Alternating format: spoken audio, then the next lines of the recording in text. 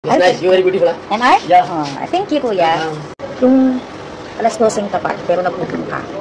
Kaya, pumunta ka sa pinakamalapit na cafe. Cravings ba? Cravings ba? Gantay ako ngayon ng aking shawarma at saka chai. Hindi kasi ako makatulog, ginutom ako, kaya pumunta ako dito. Tingnan ko order natin.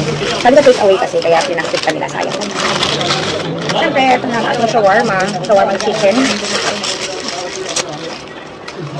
Hindi ako ng ketchup, isa lang ang binigay ko rito si kuya. Dapat nga may chili sauce pati, kasi lang medyo upset ang ating tani. So,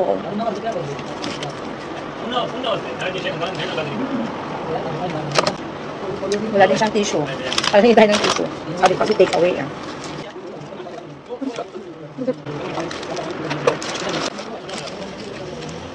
Naubos ko na yung shawarma. Wala kayong try ko. Thank you. Chai. Mukhang nabitin ako sa pagkain ko. Kaya mag-order tayo. Wala ang diet, mga auntie. Lalo na pag mag-isa ka, boring ka. Ayan. Pagod ka sa mga gala. Ngayon ka nakapag-bonnet, mag-isa. Tipid-tipid guys, kasi hindi ko dinabayaran ng plastic. Dahil binigyan ng plastic, tatago ko. Paglagyan ko din ng basura sa bahay. So, gusto natin. Let me finish my drink. Sarap. No dancing. I'll try, kuya. Dance, no? No dance. Only photo, huh? Yeah. It's nice. You're very beautiful. Huh? Am I? Yeah. Oh, thank you, kuya.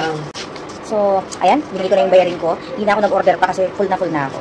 So, tumambay lang ako dito ng konti kasi mahangin at malamig naman sa loob ng kwarto. Isang 1 minute lang naman yung layo ng cafe dun sa bahay. So, di ba, rinig nyo na yung sinabi ni Uncle. Ganda daw ako. So, ito na. Yan. Tayo na lang natin yung ating resibo at gugola na tayo. Ganun talaga dito. Pag tamad kang magluto, ang daming ways para order ka ng pagkain. Pwede kang mag-order online, pwede kang maglakad. Safe na safe kasi dito. Kaya, pero doble ingat pa rin kayo. Ayan na. Ito na ang ating bayarin.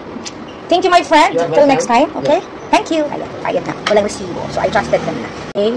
Ayan, nag-charge ng 7 dirhams. Hindi naman magbayad dito ng card kahit 5 dirhams pa yan, 4 dirhams. Kaya sa naman magdala ko ng cash kasi pag may cash ako, mga auntie, mabilis maubos. Pag card naman, at least, nakikita ko yung mga expenses ko. Natu-track ba? Natu-track.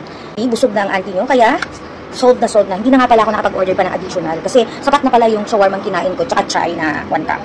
Goods na ako doon kasi akala ko ulangin pa ako. Pero pag uminom ka pala ng chai, goods na pala. So tara na guys, busog na ang auntie nyo at matutulog na tayo. No. Ang oras na. So mga 35 minutes din ako nagtambay dito. Diba?